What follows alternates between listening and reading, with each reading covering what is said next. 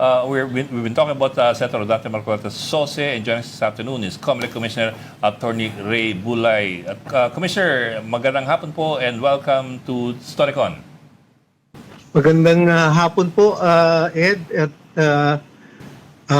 Idol Ronald, at saka Regina, and si Ami po. Ami. Yes, Magandang hapon po sa inyo at sa inyong mga tagapagkinig.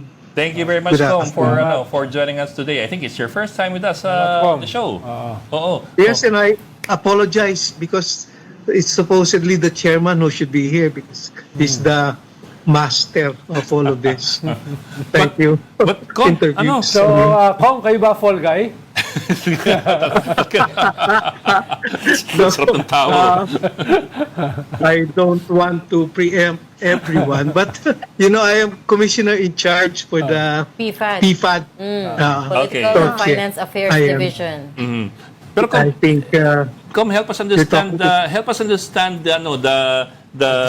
decision kasi well, apparently it's based on the Peñera doctrine, the Peñera ruling of the Supreme Court from 2009 that you only become a candidate on the first day of the campaign period. Therefore, dahil daw 1 month before yung campaign period dinonate yung 75 million, hindi pa siya kandidato. Therefore, hindi siya, tama ba? Hindi siya liable for an election offense. Did I get that right? And number two, but at the same time, yung findings po ninyo is this investigation established the fact that the respondent did not pa rin comply with Section 109. So, merong apparent violation, pero wala naman siyang penalty. that is correct, Ed, and thank you very much because you answered it already. Sige, sir. But for us non-lawyers, go through it. Yung hindi learned. Naalala ko kasi yung Kwadro Alas, nanonood ako sa idol ko palagi. Anyway, number one, that sparked my curiosity because I wanted to check kung ang pronunciation talaga nung ating jurisprudence Peñera. I went to see and read the Supreme Court ruling on the actual case. It says Penera. But medyo samang pakinggan kasi Penera. So, mas maganda na siguro. Anyway, yes, sir. Pinera pala. Mas maganda yung Kung pinera. binigyan niyo ako ng ideya. Binigyan niyo ako ng ideya sa Sabado, sa 4 alas. Babanggitin ko yan. Going back to your query, you are correct because Senator Marcoleta then was not a candidate yet when he received the alleged contribution. He says the contribution. So basically, the jurisprudence requires that for such to be the ruling of the case, it should have been done during the campaign period where the recipient is already a candidate. Meaning after So February at which 11. point, yes, so as claimed during, as stated in the facts of the case, it was, I think, if my memory serves me right, January 11, when the said amount was donated by 3 donors. The names of which, though I have seen because of the submissions of the donor's tax return, I would like to hold mentioning because we are still to refer it to our legal department for. But sir, it's in the decision already. It's Mike Defensor and Espiritu and Vira. It's in the decision. Okay, your words, not mine. So basically, alleged. If you ask me, the repeal of Section 262 of the Omnibus Election Code by Republic Act 7166 did not include Section 99, which mentions the liability of the donors. So Section 99 remained in Section 262. That is why we opted to endorse the disposition of our PFAD office to the law department to study cases that can be filed against the donors. So basically, if all ultimate facts fall on all fours with respect to the requirements of the law. Ganun po yun. So, yun pong sinabi kanina ni Mang Ed na number 2, liability ng respondent, it refers, I think, to the donors. Question number 1 was for the candidate. So, ang epekto po basically ng 7166, ano po sila, parehong 1985 vintage ng Omnibus Election Code at saka nung Republic Act na yon, which was after the passage of the OEM, ginawa po yon. Ang alam ko na contemporaneous construction is marami pong nasasali doon na barangay candidates na parang ang Congress was sympathetic to them kasi hindi po naiintindihan nung panahon na yun masyado how to file a SOCHE under Section 107, form and content ng SOCHE under Section 109, and yung pong effect ng non-filing. Nung pinasa po yung 7166 na yun, it decriminalized 107, 109, and 111 violations. So, ang nangyari po, parang administrative na lang yung violation nila when it refers to those 3 sections. Ang naiwan po, kaya ho ganun yung number 2 na recommendation ng aming FIFAD, doon po sa Section 262 ng Omnibus Election Code, hindi na amend nor na repeal. It's not correct to say repeal. It's amend and repeal. Yun po ang epekto. Yung Section 99 na iwan po. Kaya po meron pa natitira na question ng liability dun sa donors. As far as the candidate is concerned, wala pong violation sa kanya. Wala pong violation dun sa bagay na yon. Because he has nothing to report when he received it. So basically, nor can we say that those things malaking will violate yung pagtulong sa eleksyon. Hindi po natin alam, marami pong pwedeng dahilan yan, although yung pagtulong sa eleksyon maybe allegedly one of it, di ba po? But yung timeline kasi opo. Is there a question? Yes. Okay, you said a lot of things there that we have to unpack. Pero itong last thing that you said, hindi natin alam para saan yung donation. I mean, Senator Marcoleta himself said that these donors believed he should get to the Senate. Siya nila rin nagsabi, di ba? That's what it's for? Yes. Okay. In fact, he explicitly said that they requested that they not be included or named in the SOSE because they'd rather be anonymous donors. Which that alone should have raised red flags. But then he goes further and says these donors believe that he should get to the Senate. So clear naman yung purpose doon, right? Well, clear po ang purpose, pero yung timeline po, hindi natin pwedeng i-advance. When he received the donation, hindi po natin pwedeng i-advance. Kasi when he received it, kulang po na isang requisite that he was already a candidate. Nung nireceive po niya yun, hindi pa siya candidate at hindi pa rin campaign period. Alam niyo po, hindi naman kami ang gumagawa ng batas. Ano po? Medyo So, Commissioner, parang sa premature campaigning case yan, ano? Pero kung sakasakali, ganun po. kung hindi po liable si Senator Marcoleta under election laws, pwede siyang habulin ng BIR kung sakasakali. You think? Hindi po si Senator Marcoleta, kundi yung 3 donors.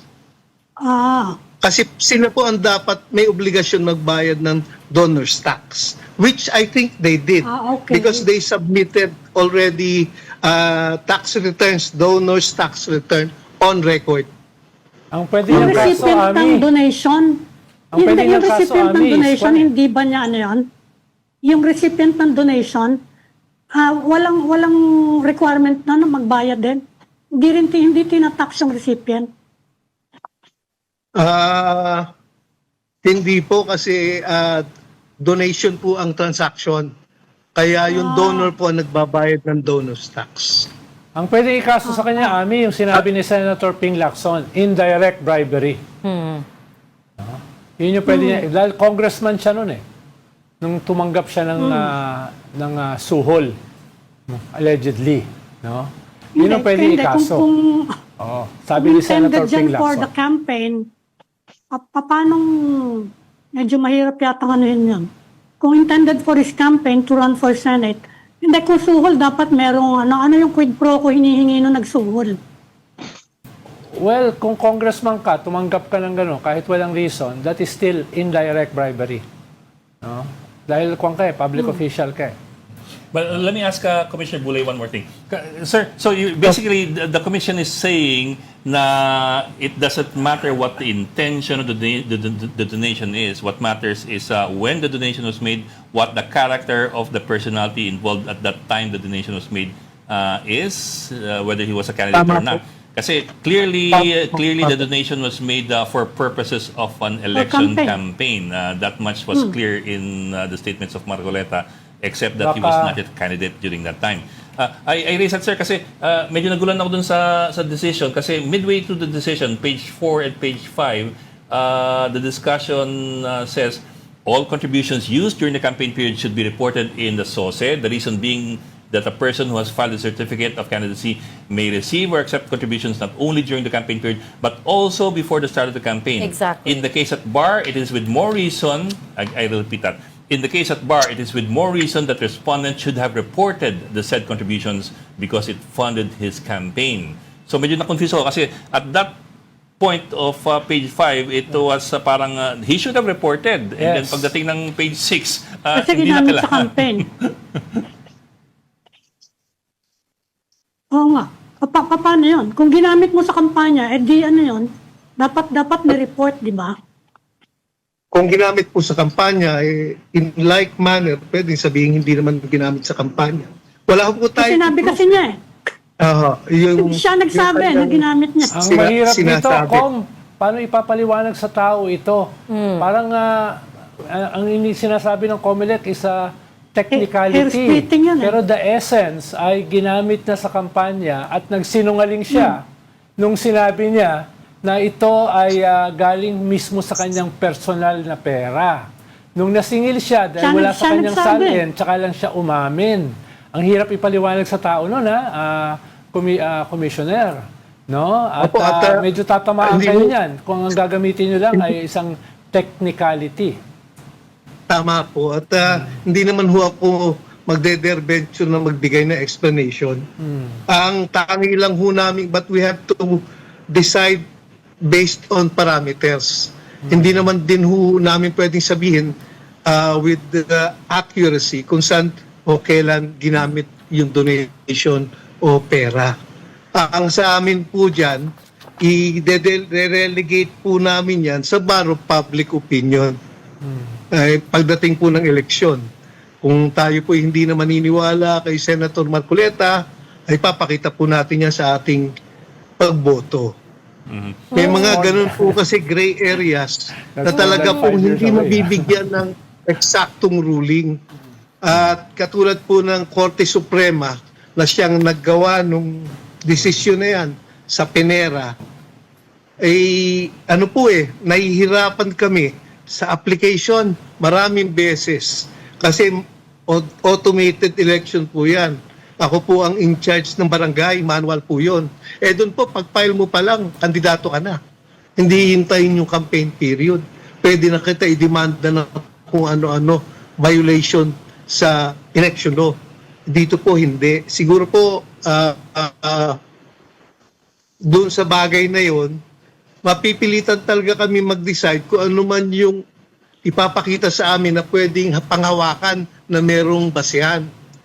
Doon, So- wala na po kaming ibang makikita.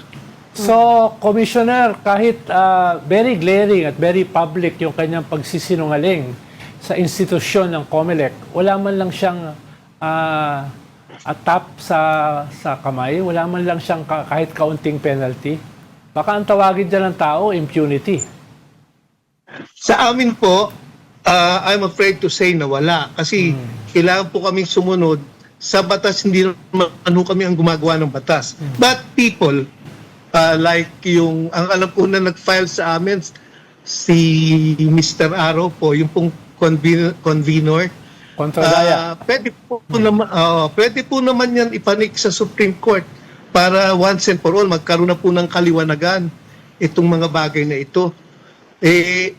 Ang batas po na yan na pinangahawakan namin, vintage 1985 pa. Yung Omnibus Election Code po, na talaga namang marami na ring hindi pagtama sa panahon ngayon, ay 1985 din. Kaya po, sana, kasama na hong lahat ito sa aayusin sa batas natin. Kasi kawawa naman po yung presidential election sa 2028 kung ganito pa rin po ang problema natin. The other point Commissioner, of... pagkakaiba lang naman dito. Meron kasing nagsalita kasi si Senator Marcoleta na he actually used those funds for his campaign. That's the Donation point. yan para sa kanyang campaign. Malinaw na malinaw kung saan ginamit yung pondo At siya mismo nagsabi na hindi niya pinangalanan yung donor, which is against the rules of the law ng COMELEC mismo. Yun lang naman ang iniisip ng mga tao. Bakit ganon? Merong umamin, bakit hindi na sanction man lang? Dagdag lang sa tanong ni Ami, Commissioner. Opo. Di ba dapat Opo, COMELEC opo. mismo ang magsampa ng Yes. kaso ng perjury? Dahil Yeah. dokumento nyo yung pinagsinungalingan niya Di ba kahit man lang perjury, hindi ba kayo obligado na magsampa ng kaso kay Senator Marcoleta? Dahil kayo yung niloko niya No? Kayo yung niloko niya Oo. Ganito po ang provision sa amin ng batas na course of action namin. Yun nga po, yung section 107, 109, 111 ng Omnibus Election Code. At yung section 14 and 39 ng Republic Act 7166. Outside of that, wala na po kami kapangyarihan. Hindi. Kaya Tama. po- Agree ako doon, Com. No? Pwedeng hindi ito isang election offense. No? Pero But this also it's a binding legal document. yung usapin ng perjury ay hindi pwedeng gawin. Yung election offense, pwede. No? Dahil nga sa sinasabi niyong jurisprudence. Pero yung kanyang pag-perjure ng sarili niya sa isang COMELEC document, hindi niyo ba pwedeng gawin yun, motu proprio, na kayo magkaso? Ang perjury po is yung hindi totoong sinasabi sa narration of facts. Ang submission po niya ng SOTSE, wala pa po nung tinanggap niya at nagsalita siya tungkol doon sa contribution. So, nung matanggap po namin yun, hindi pa po siya nagpe-perjure. At most what you can say to him, bilang fiscal po dati ng Maynila, ay declaration against interest yung ginawa niya.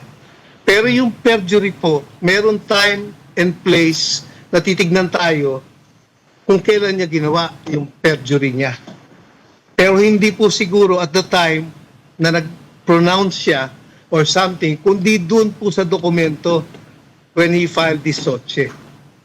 Palagay ko po, yung time difference na yon hindi po magpapanama para ma-perjure mo siya. Yun po ang akin. Sa akin lang naman po yun. Baka marami pong magagaling sa atin na pwedeng subukan pong itanong yan sa ating kataas-taasang hukuman. Ganon po ang aking tingin. Sir, let me see if I get this right. So as far as the COMELEC is concerned, lahat ng nakuha na pera ni Senator Marcoleta before February 11, 2025, kung kailan nagsimula yung day 1 ng campaign period for national positions. Opo. Mga nakuha niya before that, hindi election contributions. These are personal contributions. That's what... Tama ho ba? According to the law. According to the law. Okay. Not according to the COMELEC. Ano po? According to the law. Susunod lang kami dun eh. Opo. Okay, but the Opo. next question, of course, for most of taong bayan, ordinaryong tao, would be, of course, we're not lawyers, pero, sir, tumanggap ng 75 million ng isang tao na ang SALN ay nasa 51 million net worth lamang. Yan tinatanong ko eh. Hindi ho ba, wouldn't that be excessive in nature as far as the amounts are concerned? That's almost double his net worth na tinanggap niya as a personal contribution as a sitting congressman. Does the COMELEC have any power or any authority over that kind of an activity? Ganito po yun eh. If it's the SOCHE, meron po kaming power, kaya lang ang parameters namin guided by only two laws, the Omnibus Election Code and Republic Act 7166. As far as the SALN is concerned, it is governed by a different law and a different agency. Hindi po sa COMELEC para mag-ano po kami doon. Although I agree with you doon sa amount. Sa amount. Kasi sir, it is fantabulous considering his net worth. It is fantabulous. Yes. I The agree. ombudsman na yan, Ed, kung saka sakali. Ombudsman. Sa ombudsman na yun. Commissioner, the bottom line here is that sources don't mean anything. You can lie on your source and not be held liable for it. Because applying that logic to all other candidates, it means any candidate can collect funding before the 2 to 3 months before campaign period, spend it on their campaigns, and still declare zero contributions on their SOSE because it doesn't mean anything. Is that correct? I will agree with you on the thing that if money as fungible as it is came in before the campaign period, yes, they can make use of it any way they wish and not be liable. But as far as SOCHE is not effective, may I tell you that it is because upon the second violation of non-filing, which is what was decreed by 7166 when it amended and repealed the Omnibus Election Code Section 107 to 111, there is COMELEC can decide on meeting the candidate with a perpetual disqualification to hold public office upon the second violation. Although what Republic Act 7166 did when it decriminalized it, it took away the powers of the court, where supposedly all election offenses are criminal in nature. That's why we file it in court, where you suffer 1 to 6 years imprisonment. Because of 7166, the courts are now bereft of such power, and such power is left with the commission. So we have records of previous elections where we decreed disqualification from holding public office. So it's not entirely walang kwenta. So kailangan umabot It is pa sa second violation, sa second offense. Opo, kasi dun lang naman pwede kang magkamali eh. Katulad po ng, akala ko po itatanong niyo, paano kung mali ang tuos? Have you ever thought of that? Because the gravamen of the law is to foster equality in elections. Kaya po naglagay ng limit sa SOCHE, magkano pwede mong gastusin per kandidato. Di ba po? Paano po kung marami din po nagkakamali? So, alimbawa, 3 piso ang allowed per kandidato. Sumusobra po sila doon. Paano po ang nangyayari doon? Doesn't every Yung mga candidate ganun po- sign a document at the beginning of their campaigns laying out all these rules and guidelines from COMELEC? Or di ba may briefing naman po kayo? If I recall correctly, I think it was Chair Garcia who told us that a few years ago. Wala po kaming pagkukulang dyan. Lahat po ng eleksyon, meron kaming pinapalabas Yeah. na Yeah. complete information. Yeah. Kompleto po, pati Yes. violations. Yeah. and all. That's exactly Opo. what I mean, Commissioner. Every candidate knows at the start of the campaign period, na these are the Yes. rules and the regulations. But at the same time, you're Opo, ma'am. saying na first offense could just be an oversight. Kailangan umabot ng second offense before they're penalized. Opo, ma'am. So parang Opo, ma'am. that's a bit of a disconnect, don't you think? And then, sorry, yan po ang sinasabi ng Omnibus Election Code. Meron Hindi din, po kami. meron din, in terms of the Omnibus Election Code, meron din Article 98, which Chair Garcia mentioned already, which requires the disclosure of contributors' real names and prohibits the use of pseudonyms or aliases. Tama po, tama po. Hindi rin siya, Dito po, you also meron can't, silang names. Meron silang names. Kasi magpapile ka sa BIR ng donor's tax. So hindi mo pwede lukuhin yun. Hindi mo pwede lukuhin yun. pero sa candidate's SOSE, hindi yun nalagay. And Nakalagay po that's yun. not an offense. Ang nakalagay po sa in Marcoleta's case, yun pong donor's tax filing nung 3 contributors niya with their names. Diba, alam niyo naman po yung mga names. So, nandun po siya. Hindi po wala. Ay, sir, After the fact. Uh, After the Are you saying that si Hindi naman Marcoleta po. put the names of the Hindi three naman in his po after SOSE? the fact. Hindi naman po. Kasama po kasi dito sa ito po sa akin yung file. So ito yung original SOSE, Kasama sir. po dito. Oo. Oo. Sir, can I back up a bit?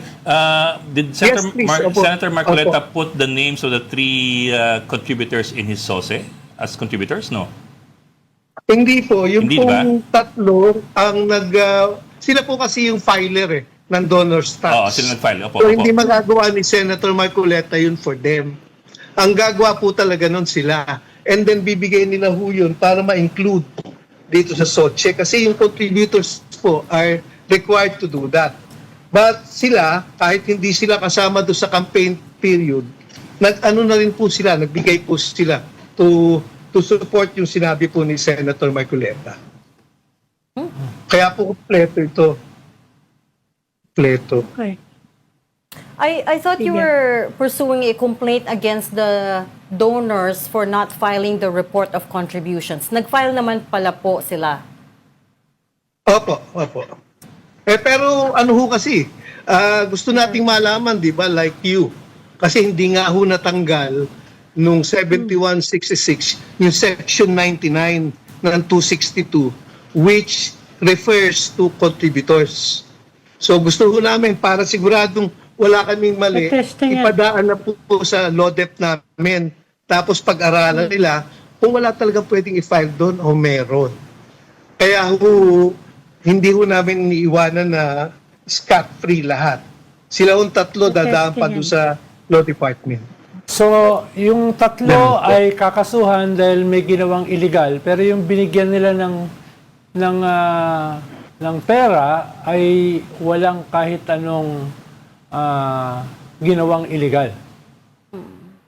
And Tama po, as long as sa COMELEC ang pinag-uusapan, kasi yun lang hong 2 batas na yun, ang meron kaming kapangyarihan. Wala Pero- po kaming all-encompassing power. Pero di ba, Commissioner, dapat yung COMELEC at saka yung BIFAD should lean PFAD. more, PFAD, should lean more towards the spirit of the law. exactly. Diba? Malinaw naman yung spirit of the law At pabayaan nyo, kung may magsasampa si Marcoleta sa Supreme Court, edi magsampa siya. Pero kayo as an institution, ay mas ang leaning nyo ay yung spirit of the law. I cannot agree with you more, Idol. Alam mo naman di ba? Kaso, yung letter of the law, medyo may problema. No? So, yung letter of the law, hindi naman kami ang gagawa noon. Dapat siguro, sabi ko nga, vintage 1985 pa yun. pareho. Yung repealing law at amending law at saka yung basic law. Hindi na 2026 na ngayon. Hindi na tama. Marami doon, hirap kami. Hirap kami. So, wala kaming choice eh. One another note. Commissioner, hope you understand. you make it sound like COMELEC is purely ministerial, that you have no power to Tama po. impose Yes, all of we are. these Yes, we are. laws. Yes, we are. Thank you for bringing that point. Yes, we are. It's not a compliment. Wala sir. po kami. Oh, yes. I'm just saying, Oh, yes. at some Because point, I that's mean, the truth. No, but because that's the truth. That's the truth. I'm glad we finally made a breakthrough. Kasi miski ano ho yung isulat, except for identities and all, pag nag-file sa amin ng COC, we have to accept. Wala ho kami leeway na mag-check sa diferensya nung nagpa-file ng COC unless somebody complains. Pero Unless sir, katulad doon ito, motu proprio. Ito, motu proprio. Kasi nagsalita po Senator Marcoleta sa public TV, sa TV show niya. Kung wala po yon, hindi na po namin malalaman yun. hindi nyo Hindi na po namin natitignan. malalaman. Hindi na ho, kasi million po tayo eh. Imposible po na makita ng COMELEC lahat yun. Marami pong ganun na problema. Commissioner, matagal na kayo nagpo-push ng mga amendments sa mga laws natin. Kumusta? Meron bang endorser sa 20th Congress? That's one of the issues na matagal nang nire-raise eh. Yung no premature campaigning, yung specifically na yun, napakaraming problemang lumalabas dyan eh. Na no such thing as premature campaigning.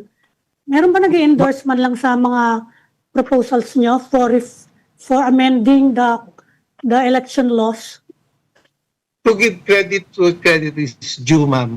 Ako po ang assigned sa amendments and amendments, suggestions, alterations sa 1985 Omnibus Election Code. Yes. Chaired by then Chairperson Amy Marcos.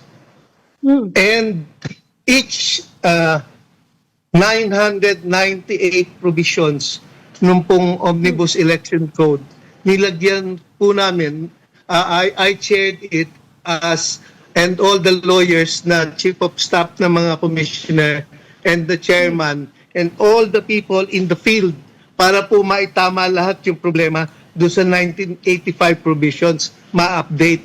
Nagawa po namin yun natapos, and then Senator Amy accepted it. She even wrote a letter thanking us. And hindi ko na po alam Nasaan na siya ngayon? ano na po. Nasa Senate po. Tapos po kami ng pagbibigay ng amendments doon. Ganun po ma'am yung Okay. yung aming problema. We have to leave that there. We've run out of time, but One last note just lang, very quickly. One last note lang, Commissioner. Anong tingin nyo doon sa sinasabi ni Senator Ping Lacson na may pressure sa mga commissioner from a religious group na kinakasamahan ni Senator Marcoleta? Is that a total lie coming from Senator Lacson na medyo hindi naman ganun medyo may kaunti namang rigor sa kanyang kasaysayan as a senator and a police investigator? Very quickly, sir. Alam niyo po, si Senator Ping, idol ko yan eh. Pero hindi ko maagrihan na merong pressure. Lahat po ng kasos dito may pressure kami. Hindi lang ho galing sa religious group. Palagi ko po, ang tanong doon is, will we bend down to pressure? Speaking for myself and for everyone, for my co-commissioner, especially the chairman. Kita nyo naman po ako, hindi ako, miski maglaban-laban kami from within. Basta kung ano ho, siguro ho kami totoo where the facts take us. Kaya lang masyadong blunt minsan, kaya nagagalit po ang tao, kaya ho hindi kami naiintindihan. Pero hindi po kami nagbabag doon sa pressure. Lalo na po ako, retarded na ako next year. Hindi na ho ako matatakot. Di ba ho, ano? And yet, Retarded na ako next and year. yet, Commissioner, you keep saying your hands are tied. That you can only do so much. Ano ba talaga? By the law, ma'am. By the law po. By the law. Hindi, It's talagang the law meron that naman. ties our Problema hands. sa batas. Hindi po lahat. Problema ho sa batas. Sana ho si Idol Cuadro Alas mag-congressman na. Oo. Tapos Yeah. ayusin yung batas miski sa Comelec lang o mag-senador. Ano po, para Baka mas- ayusin yung batas. Baka po mas marami ako magagawa kung presidente. Okay, We'll give. Ayan na natin. We're out of time already. Let's, Gutom na po. we have to move on. Gutom lang yan, Commissioner. Gutom. Maraming salamat for joining us this afternoon, Comelec Commissioner Attorney Ray Bulay. Thank you, sir. We hope to have you back another time, Salamat sir. po. Ma'am, salamat po, ma'am. Maraming salamat po sa inyo. Meron pang Thank you. campaign financing Thank to talk you, about. Commissioner.